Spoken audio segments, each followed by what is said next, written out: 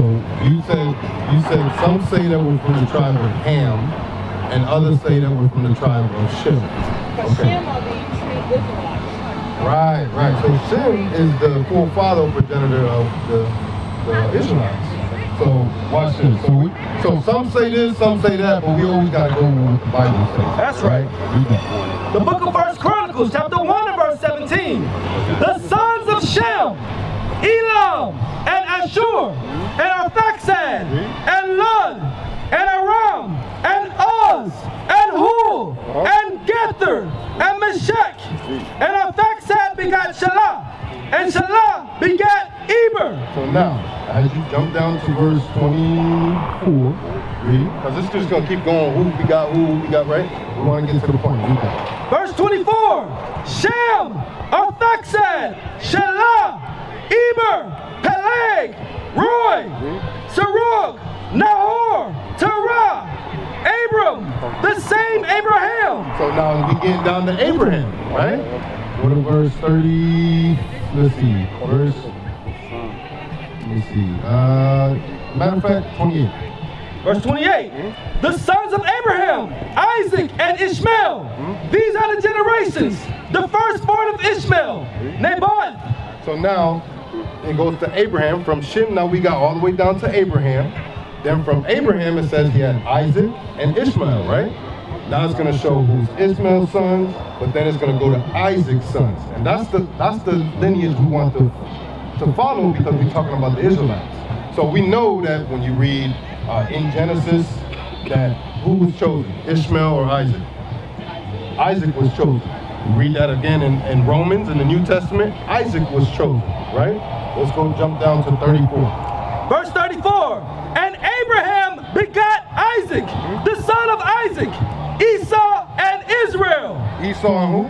Esau and Israel. What was Isaac's children name? Esau and who? Esau. Remember when you read in Genesis chapter 21, you read Jacob, bro. Esau and Jacob. But right here, further on, what does it call him? Read it again. Esau and Israel. So why does it call him Israel? Because the name was changed. His name was changed, right? At this point, his name was already changed. Everybody knew that, because remember, this is the Chronicles. So, but he is who? The forefather of the Israelites. That's right. So this is how we find out if we either come from Ham or from Shem. So Moses did what? What did he do? What did he do for the Israelites? He went in and brought them out of captivity from Egypt, right? He said, let my people go. Pharaoh finally let them go after the plagues. He split the sea, right? They went through the sea. Now, after all that happened, we get to this point right here in the book of Deuteronomy. This is what Moses went up on Mount Sinai, spoke to the Lord. The Lord gave him what? You remember the commandments, right? The law, statutes, and commandments to give to the Israelites. He came back down to give it to them. This is what he was telling them. Read. The book of Deuteronomy, chapter 28 and verse 15. Now, when you start 28 and 1, he says, if you do God's commandments, you're going to receive all these blessings. But when you get to verse 15, he gives you the flip side of the coin. He said, now, if you don't do the commandments, read. But it shall come to pass, if thou wilt not hearken unto the voice of the Lord thy God, to observe, to do all his commandments and his statutes, which I command thee this day, that all these curses shall come upon thee and overtake thee. So now he's telling them, if you don't do the commandments, you're going to be cursed. So now when we think about, well, this is the lineage of Shem. This isn't the lineage of Ham. The lineage of Shem is being shown here that they will be cursed if they don't do the commandments. Now, when you look at our communities, what do our communities look like? They're rough, right? Is it safe to say that we, as a people, we're cursed people? Any community that you go to that we live in, doesn't matter if you're here in Hinesville, you go down to Brunswick, to Jacksonville, to Tallahassee, to Atlanta. It doesn't matter where you go in the world, we're going to be predominantly, we're going to be in the ghettos, right? Us as a people, it shows in the scriptures who actually are the Israelites. Right. Because all of this is being written thousands of years ago. But you think these people, just like what we read, this person begot this person, this begot this person, we're still generating, right? We're still having children, right? And our children having children. So this generation never stopped. It's still continuing and still here now. Read the next verse. Verse 16, cursed shall not be in the city. That's exactly what I just finished saying. Remember he's talking to the Israelites. He's saying that the Israelites will be cursed in any city that you go. Read. And cursed shall not be in the field. Now what do you think that means? If a people was cursed in the field, what do you think that means? My man, what do you think? The Bible just said that a group of people, talking about the Israelites, they will be cursed in the fields. What does that mean? Man, you go work hard in the field. You curse by you when you. My sisters, look at this real quick. Man, he's scared. I got Don't be, hey, bro, don't be scared. What you scared about? We're talking about your history. This is why we're continually down at the bottom and in the slums. Because we have that spirit of fear upon us. God didn't give us that spirit of fear. We were not given that by God. Remember the prophets, all of them, what did they do? They fought for the people. They were on the street corners. They were fighting for the voice of the people. Right? Now, when it says that we shall be cursed in the field, look at this picture. Now, we bring out pictures because we're visual learners as people.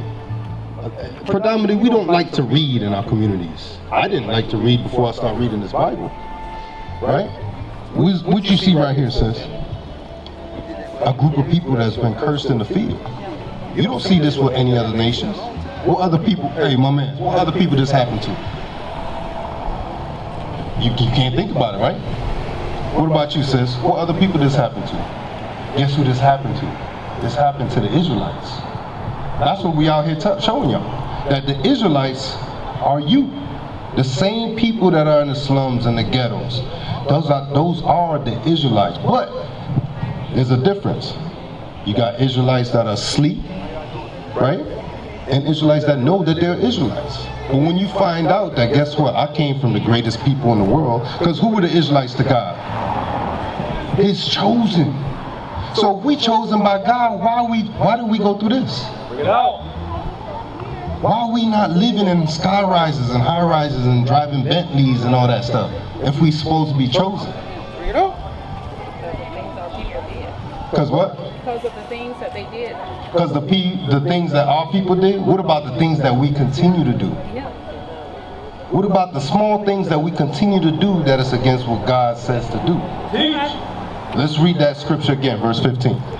The book of Deuteronomy, chapter 28 and verse 15. But it shall come to pass, if thou wilt not hearken unto the voice of the Lord thy God, to observe to do all his commandments and his statutes, which I command thee this day, that all these curses shall come upon thee and overtake thee. So he's telling them, listen, I just came from the Lord. This is what he told me to tell you. If you don't keep his commandments, in the future you're going to be cursed. Remember, they just came out of captivity. He just saved them out of the hand of Pharaoh in Egypt, right? He said, okay, I got you. Y'all saved now, but guess what? Y'all got to do the commandments. If y'all don't do the commandments, you're going to be cursed. So what you think, why is the reason why we at the bottom of society today? We still breaking God's laws.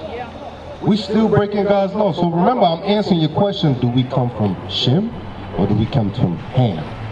Go to verse 32. Now remember, these are all curses that's going to happen to this group of people if they didn't keep God's commandments. Read. Verse 32, thy sons and thy daughters shall be given unto another people, and thine eyes shall look and fail with longing for them all the day long, and there shall be no might in thine hand. Now it says, this curse says that your children will be given away to another people, and you won't have no power to get them back. When did that happen? When were your children sold off and you failed along, your eyes failed along? I mean, you cried and sobbed and you just looking and looking, and they never came back, and you had no power to do anything about it. Today is the same way. Today, if defects deems that you are an unfit parent, what do they do with your children? They take them away. You speak to your children a certain way sternly, what happens? They get involved, right?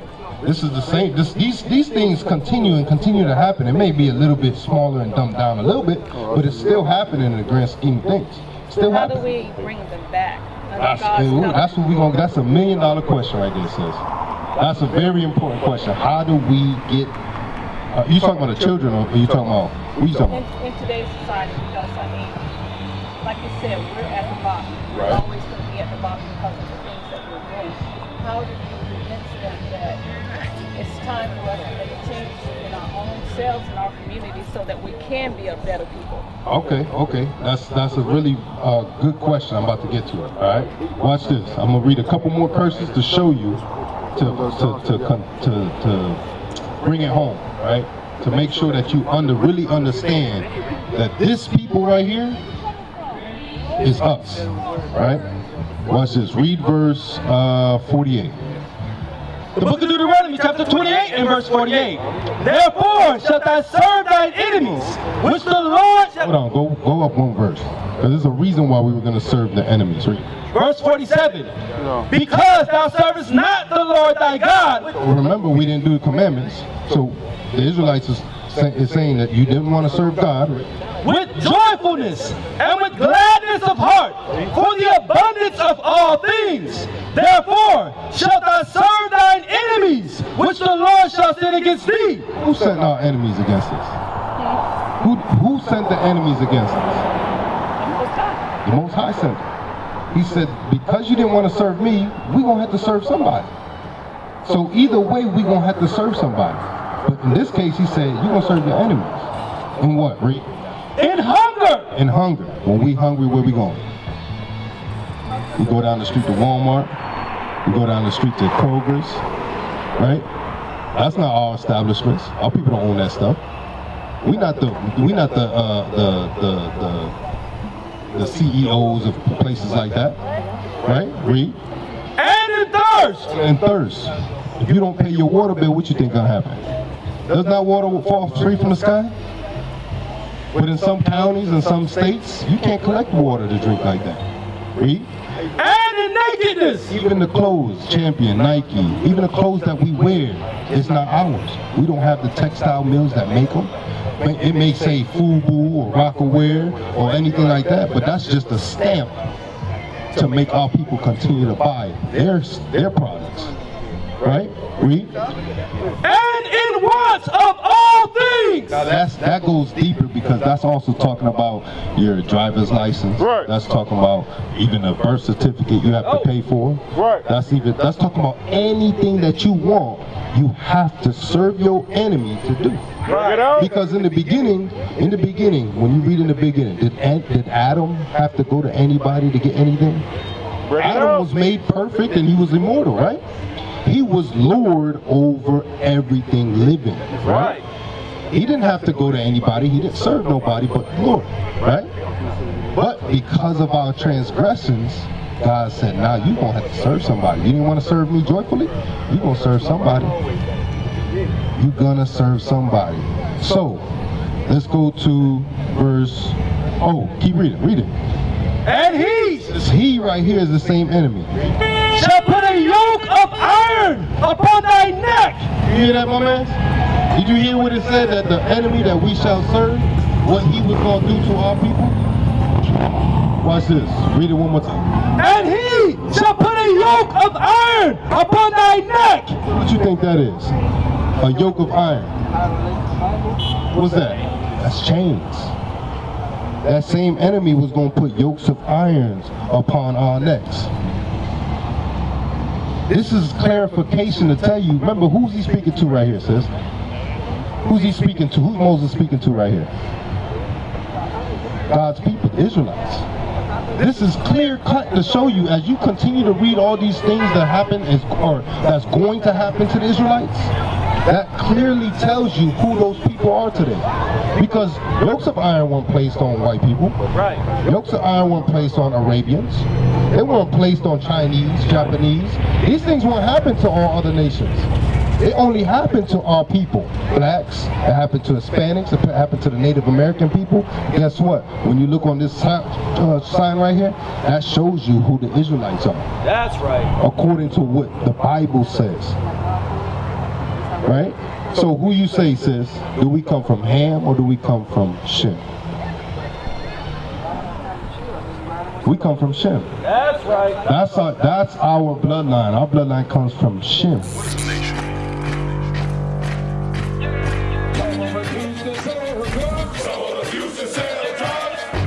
Nation is men leading by example.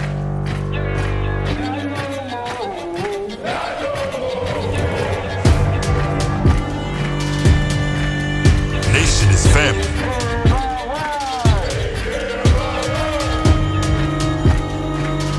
Nation